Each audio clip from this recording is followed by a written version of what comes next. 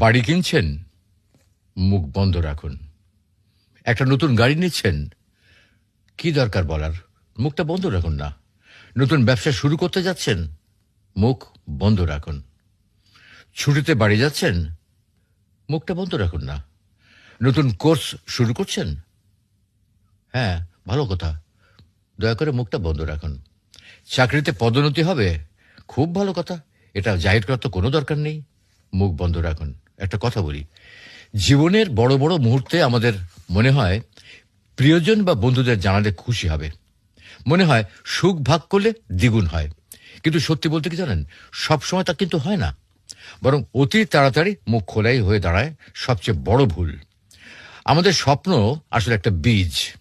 এই বীজকে মাটিতে রোপণ করার পর যত্ন চাই, সুরক্ষা চাই।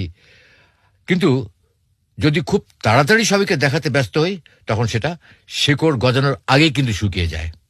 বাস্তব অভিজ্ঞতা বলে, যত বেশি স্বপ্ন শেয়ার করবেন, তত বেশি হিংসা, ঈর্ষা আর বদনজরের চোখ আপনার দিকে পড়বে। আর এটাই অনেক সময় আপনার সাফল্যের পথে অদৃশ্য দেয়াল হয়ে দাঁড়ায়।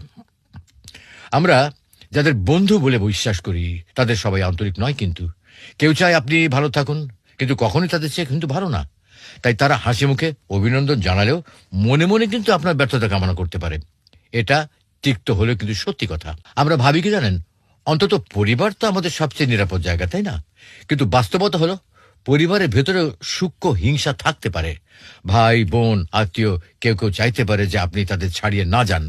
এই গোপন প্রতিযোগিতা অনেক সময় আপনার আনন্দকে নিঃশব্দে বিষিয়ে দিতে পারে।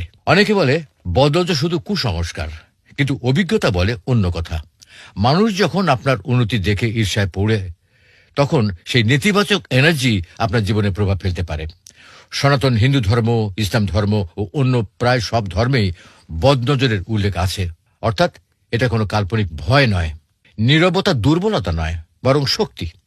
চুপ থাকা মানে ভেতরে ভেতরে প্রস্তুত হওয়া। একটা কথা চিন্তা করবেন, কৃষক যেমন বীজ রোপণের পর প্রতিদিন হাটে গিয়ে ঘোষণা করে না, তেমনি বুদ্ধিমান মানুষও নিজের স্বপ্ন গোপন রাখে। সময় এলে ফলাফল নিজেই কথা বলে, তখন আর কাউকে বোঝানোর প্রয়োজন হয় না। আপনার ভাগ্যে যা আছে, মহান আল্লাহ তাআলা যা লিখে রাখেন বা পরিকল্পনা করেন, কেউ কিন্তু তা মুছে রাখতে পারে না। কিন্তু তাড়াহুড়ো করে বেশি মুখ খোলার কারণে আপনি নিজের জন্য অযথা বাধা তৈরি করতে পারেন। তাই বিশ্বাস রাখুন, ধৈর্য ধরুন, পরিশ্রম করুন এবং যতটা সম্ভব মুখটাকে বন্ধ রাখুন। মনে রাখবেন, স্বপ্নকে আগে ভাগে প্রকাশ করা মানে তাকে দুর্বল করে ফেলা। হিংসা, ঈর্ষা আর বদনজর সত্যি আপনার সাফল্যকে ধ্বংস করতে পারে। তাই যখনই